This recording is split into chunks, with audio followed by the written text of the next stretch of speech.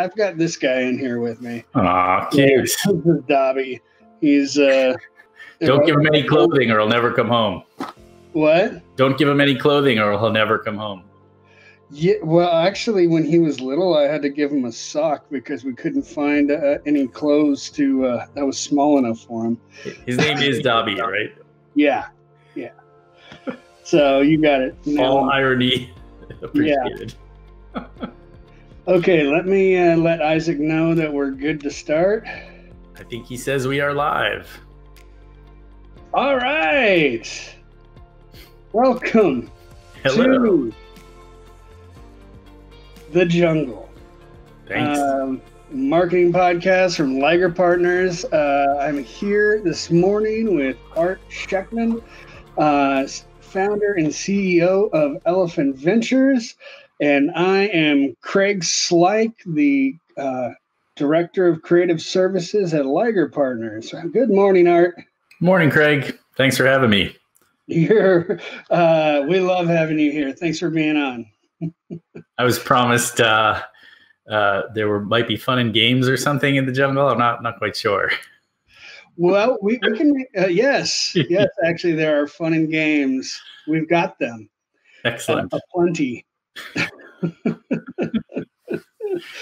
It's early morning. We're both on the East Coast, so I'm just happy that we're both bright-eyed and bushy-tailed for this.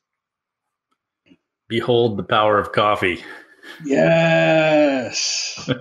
Now we on my show we talk about creativity in business, and on Eric's show, who's usually on right now, he talks about more innovation. Mm-hmm. So, looking at your background, Art, I see that you can. We have a lot to talk about in both arenas. So, give me a little bit about your background. Sure. I'm a New Yorker through and through, born and bred and been here for forever.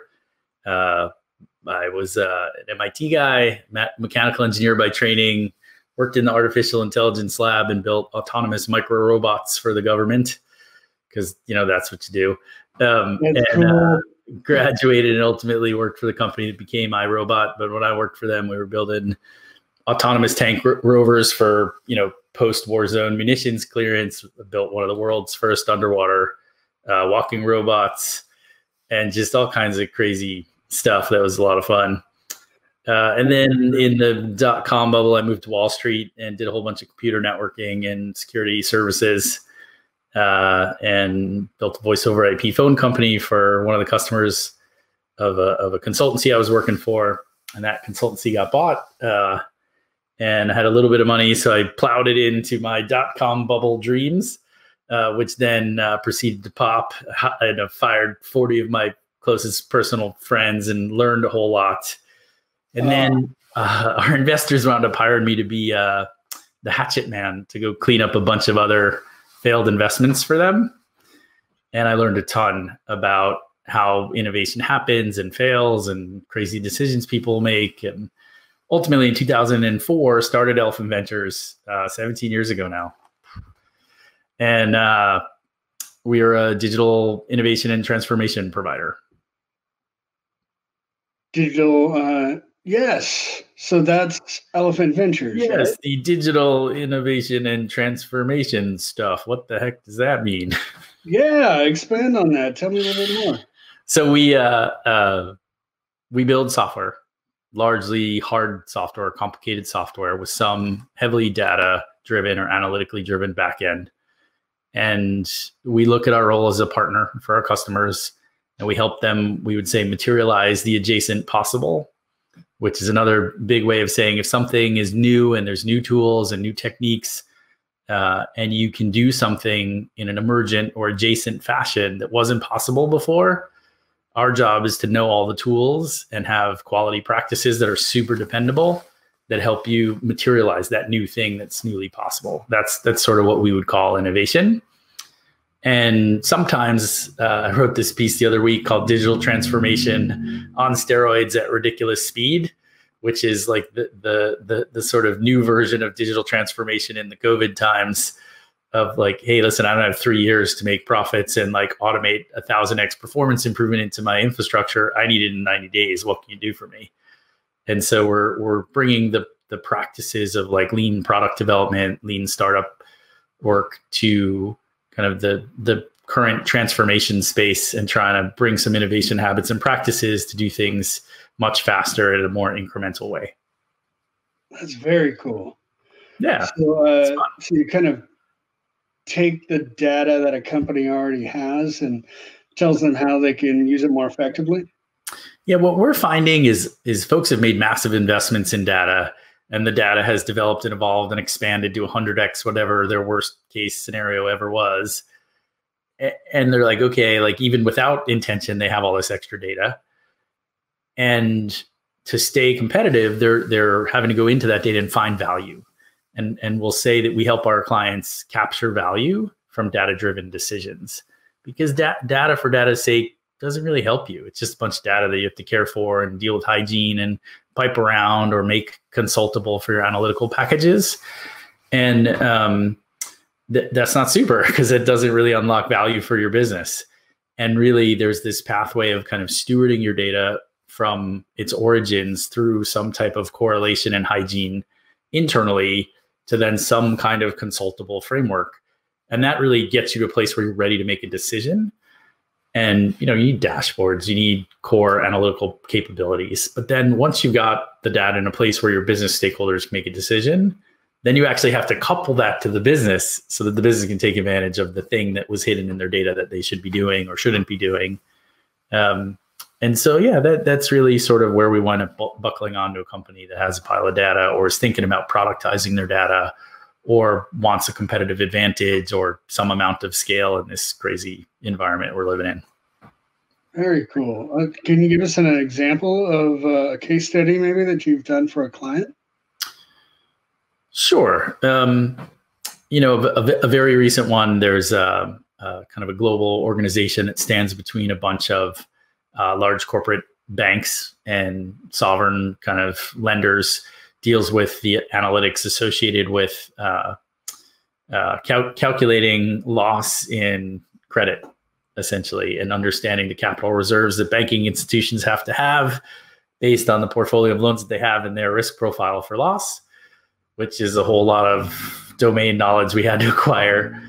And so we're working with them currently to understand the kind of the needs that their clients have to, at the business level, engage with the data, not just at the data science or raw data modeling level, and then helping to build some automation pipelines to help smooth the way that the data moves through their systems, and then give people tools that front end that data store with business decision making. So, their historical engagement point when these giant institutions or banks have been either a little bit with regulators or a bunch with kind of data modeling groups and data scientists and the risk kind of credit modeling groups. And so now we're trying to change some of their relationship and their offerings to speak more to the business side of those companies. Very cool. So how do a lot of your clients go about getting their data? They're just grabbing it from their clients or coming to their website? Man, there are all kinds of places that data comes from. You can have latent internal data that's living in your operational systems. You can source all kinds of third-party data sources and append them into your core organizational data stores. There's a whole process of vetting the sources and understanding if they're valid for you. There's a whole data modeling exercise. And I would say, like, when we think about data-driven innovation and really data-driven product development, that's key. Like, understanding what is the core data model, what's in there, what you might use it for, what's wrong with it, how it goes wrong and awry, and what you have to do to keep it clean. That is like the fundamental starting point for a lot of these projects to be able to make sure that you're successful at the other side. If you understand the data model, you can nail the rest of it. When should a company come to you? Like, I assume not right when they start up, or not when they're dying, or not when they're. So when would be like the perfect time? There are two kind of funny answers to that question. Like when do they come to us and when should they come to us? Yes, that's always the thing with services. So I think some of our key differentiators are that we are a partner. We really to every single employee, we all rally around this concept of business value. And when we're looking at a project for a customer, we really think about, okay, what is the business value we're creating here? If you're writing code and creating data pipelines and creating analytics, you have to know where to cheat. Some things are commodity and don't matter and they don't create value. And some things are really important and create value in a number of different ways. And when you're going to spend somebody's innovation budget, we like to say that you have three critical resources. You have time, you have political air support for the innovation project to do something new or different, and you have money. And there's this action potential, this gate you have to get through with delivering innovative stuff. And if you don't get through that gate, the innovation dies. And we call it, like, when we think about like a quanta of innovation, we call it D3IP. It's got to be differentiated, it's got to be defensible, and it's got to be delivered. And so if you run out of time, or you run out of budget, or you run out of political air support to deliver the thing, or you run out of money, or run a market window opportunity, whatever it is, it's not delivered. And so then it doesn't count. And if you don't reach that next kind of Mario Kart finish line on time trials, like, you don't get to go another lap. And the key practices at Elephant, we've matured all these things over the years into this methodology we call dependable innovation. In fact, dependability is at the top of our corporate value pyramid. How do you think about that innovation process of kind of taking those three core resources and expending them carefully to make sure you produce enough defensible and differentiated IP that you can actually capture some market share or get to the next level of funding to be able to move your innovation forward? And so when customers come to us, they're at all phases of that life cycle. At times, they will come to us far too late, and there's no money left, there's no time left, people are upset, there's no political air support.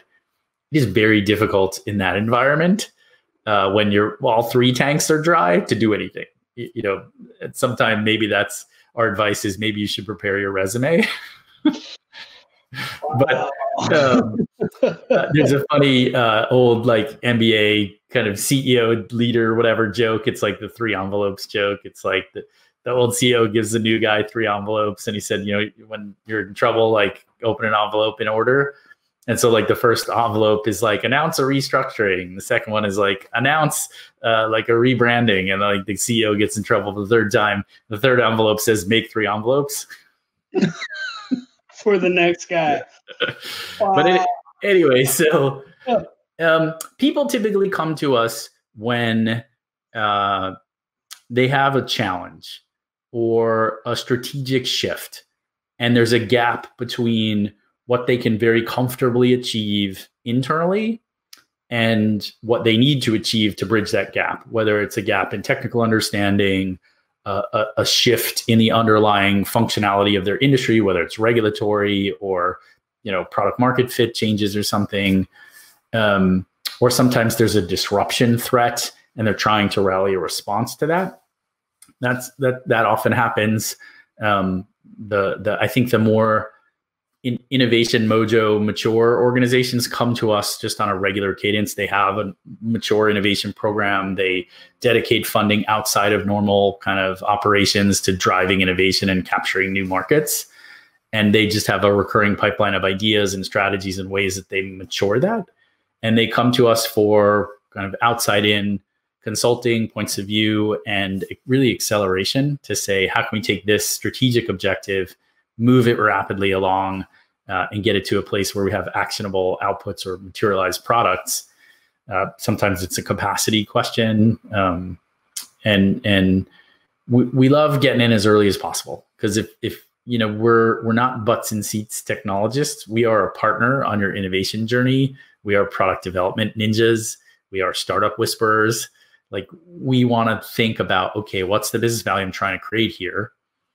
And if we understand what we call your prioritization framework of how you're going to capture business value, we know how to make decisions. And then we set up a roadmap that says, okay, in light of your prioritized business value objectives, here's the things we should go do. And then we go do them. And so people come to us at all sets of that, all stages of that life cycle. We really like to get in early. We have this cool practice that we learned from Google Ventures. It's the design sprint process. They have this thing called the sprint book, which is awesome. But it's a really great way in kind of 9 calendar days, 5 days in a virtual room together, to go from early phase ideation to a believable facsimile of a prototype of a thing that you test with actual users. And then you kind of synthesize that feedback, create a roadmap and say, okay, roughly thumbs up or thumbs down, maybe 1 in 5, we actually give it a thumbs down and say, you should not do this. This is a terrible idea. But in that kind of 9 calendar day, 2 days of prep, 5 days of doing it, and 2 days of synthesis, you can get an actionable roadmap that says, here's the core value, here's the validation of your assumptions, here's the roadmap to pursue this thing, and here's the rough timing and budgets. And those are a lot of fun. And we actually were challenged recently because of COVID. Back in March, we went fully remote. We gave up all of our offices in the US and the Philippines. We said, okay, let's retrofit this whole design sprint process. Let's figure out how to do it remotely. We've done a pile of them remotely pretty successfully. And it's been really, really fun to see how do you create the comparative experience that is in the room with Post-its all over the walls to people in their bedroom, questionably wearing pants, putting Post-its on the walls virtually for them. Yeah, don't stand up. You're in your safety zone. Please stay there. It's nice here.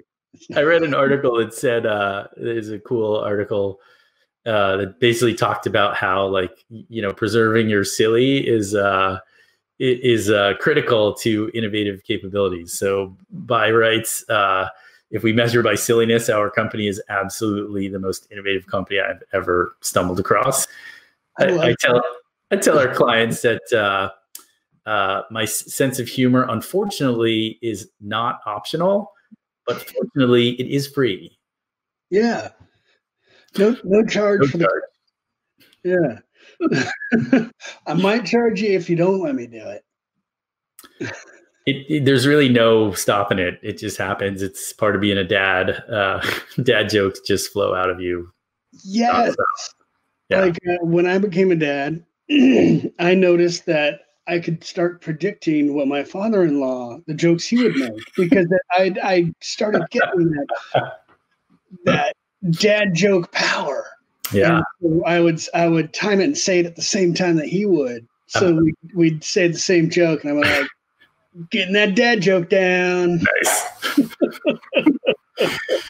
There's definitely something to it. I think the ability to kind of rapidly synthesize info and kind of create orthogonal things to say that are humorous is similar to the way we think about innovation, where you're trying to synthesize ideas as rapidly as you can, apply a prioritization practice to it, and kind of make those leaps into the next space. And hopefully for our customers, the product outcomes are not laughable. They are they're business value aligned. We take your business seriously. We don't take ourselves seriously. I think I'm going to adopt that as our new byline. I think I've heard that around Liger too. Yeah, it's pretty much my favorite animal. Yeah, it's bred for its skills and magic. and unlike our rival, the unicorn, Ligers are real. Are they? They are. It's a male lion and a female tiger bred together. And down here in Atlanta, we actually have a zoo, not the Atlanta Zoo, but another wildlife sanctuary that actually has some ligers that we can go down and visit. So we've got our own namesake in our backyard. And unicorns are real, just for the record. Well, I went to the Enchanted Forest and I wrangled one for my daughter's birthday party, and she rode it around, but we let it go. But that was good. They're endangered, so we don't want people understandable. Yeah. So we're gonna stick with they're fake at this moment. Just as a preservation tactic, that is very responsible and conscientious of you. Thank you very much. Just like a giant squid was safe for all those years until you found out it was actually real. And now people want massive calamari. That's just weird. Oh man, that's funny. Something else that I noticed in your bio was Ultraknots, which I'm really interested in. Can you tell me a little bit about that? Yeah, so Elephant, we kind of split our time between kind of corporate VC, corporate innovation program consultancy, and venture development foundry. And in fact, hopefully in the next month or so, we'll have an interesting announcement about some venture foundry joint venture work we're going to do down in New Zealand. But we about 7 years ago, I was having dinner with my college roommate Rajesh, and he had this awesome. He's like my hero. The guy is like been in philanthropy and kind of foundational development work for his whole career. Did amazing things over at UNICEF and kind of founded the corporate ventures practice over there.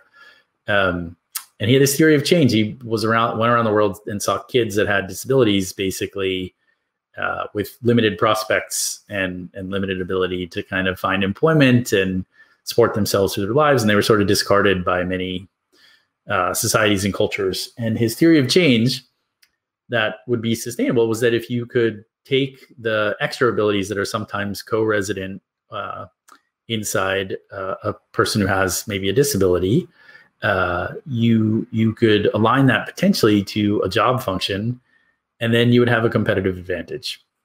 And if you had a competitive advantage, you could have a for-profit business that didn't need grants, didn't need funding, and would just create jobs. And he showed me a list that our friend Rafi Musher from this cool strategy and diligence company called Stacks. He has a research center in Sri Lanka, and they had done some research for us, or for Rajesh, around kind of world disability populations ranked by size, and what extra abilities might be there, or these days I wouldn't say extra abilities, I'd say just skill set alignment, or attributes. And then it said software development, autism spectrum, and like software testing. I was like, well, I run a company, we do a lot of software development, software engineering, and the quality control, quality analysis, quality engineering side of it is often difficult. Let's try that one. It's sort of my mom sitting out, like neither Rajesh nor I have a personal connection to folks on the spectrum, or at least we didn't at that point. And my mom kind of voice in my ear is like, hey, if you have the power to help, you do. And so I said, hey, let's do that one. That's the day. Let's find 2 people, hire them on Wednesday, and let's give it a shot. And Roger's like, okay. And so we did. And it worked. It was really great.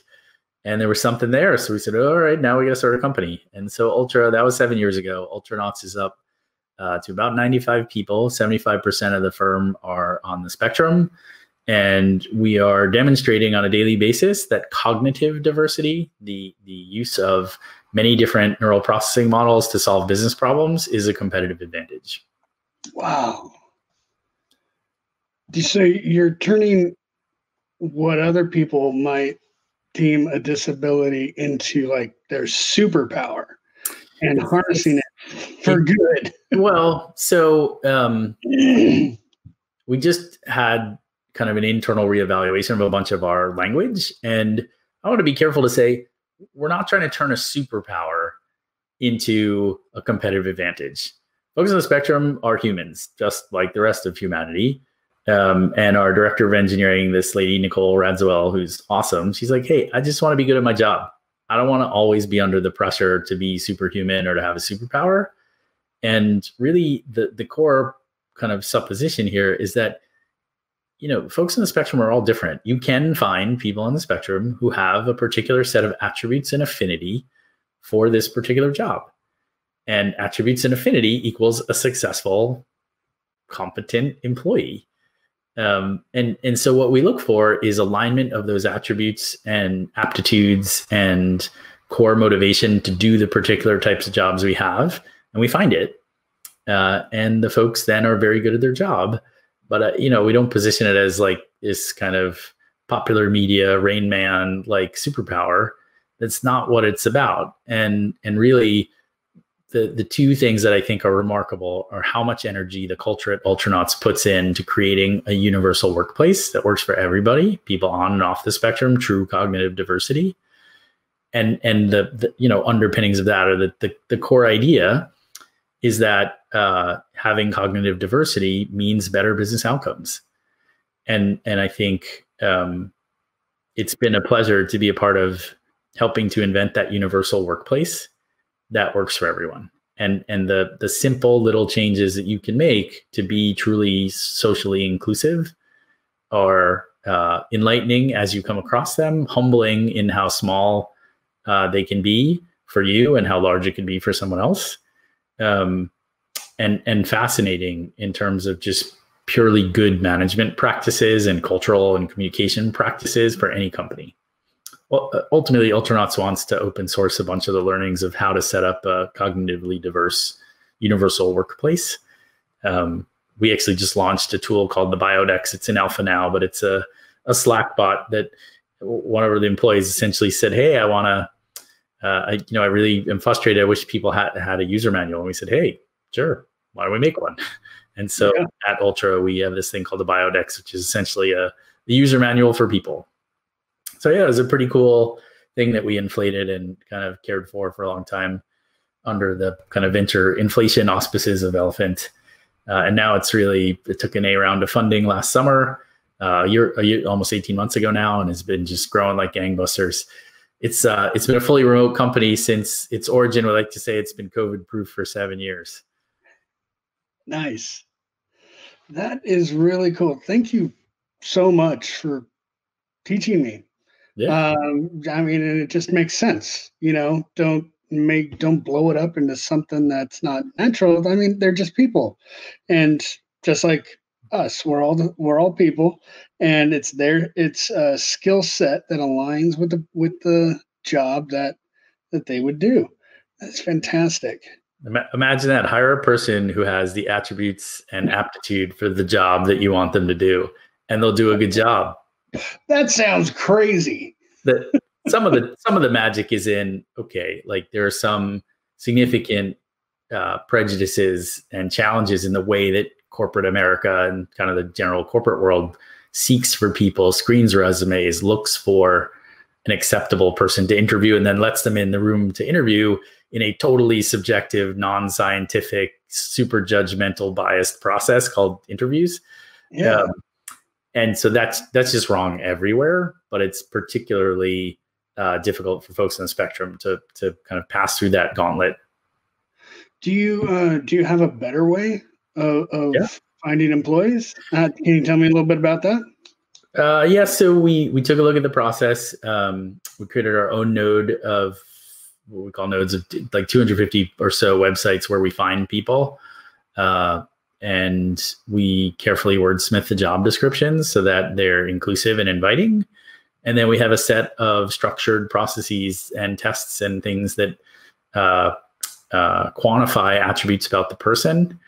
And then if they pass through those kind of attribute analysis tests that are not your typical in-person, look them in the eye, shake my hand, kind of hyper biased interview. Then we have a week of simulated work where we're essentially practicing what it's like to do the job to see how people are going to do. And then after that, there's about a month of shadowing with real customer work. And then after that, it's employment. And the week of kind of simulated work and the month of shadowing, that's sort of a paid part of our recruiting funnel. So your recruiting is a little more expensive. But do you feel like you have better outcomes because of it? Yeah, we have to, because, the first job description we wrote 7 years ago was like 2 weeks of work, terrible, prospect of future, like apply now. Because we were just testing it. And I think we got 150 some odd job applications in 48 hours. And a third of them had post-secondary education. It was bananas. So we didn't have a recruiting problem. We had a screening problem. That's very cool. Yeah, we have not yet reached the elasticity of supply. by some measures, there's some like 4.5 million people in the US on the spectrum, and roughly, it's a spectrum. And so at one end, it can be quite debilitating. On the other end, you have readily employable people. And so by some estimates, there's 800,000 to 1 million folks on the spectrum with 85% un or underemployment. So there's a huge talent pool. People are a resource. And if you can find a way to make use of an underused resource, that's a huge advantage. Yep. Well, it sounds like you've taken your mother's advice. If you have the power to help, you do. That's it. To actually make fantastic business decisions. Thanks. So thank you for coming on the show. Sure. My pleasure. Thanks for having me. Art, can you let everybody know where they can find you? Sure. You can go to elephantventures.com. And if you guys are interested in kind of getting a quick diagnostic, it's free. Just take it on our website. You can look for our diagnostic and take the assessment. And if you're super lazy, you can type elephant.ventures. Real quick, tell me a little bit more about the diagnostic, because I wanted to talk about that and we forgot. Oh, no worries. So yeah, on our website, there's a place you can click to launch the diagnostic tool. It takes under 10 minutes. There's a handful of categories and 7 or 8 questions per category that give us a quick kind of litmus test of like how mature are you in the different dimensions of data-driven innovation. It will ask you for your email address, and it'll email you a link back to a kind of a custom assembled report for you, where you can visualize different dimensions of your capabilities, how you're doing, and recommendations for next steps or actions or things you might want to look at to improve. And you can retake the tests whenever you want and kind of see your improvement over time. But it's a really quick diagnostic, and it's a good compass to say, hey, we're about to go do some innovative stuff, or we just got dumped on a bunch of new data and new sources, and I'm feeling anxiety about where to go or how I'm going to prepare myself. And if you're thinking about assembling a strategic roadmap for what you're going to do with data and how it factors into your strategy and innovation plans, it's a great quick test to figure out, areas you might want to invest in. That's fantastic. Thanks. Well, Thank you. I definitely want to connect with you off of the show and talk to you a little bit more. You're a fascinating individual. Thank you for doing it. Appreciate it.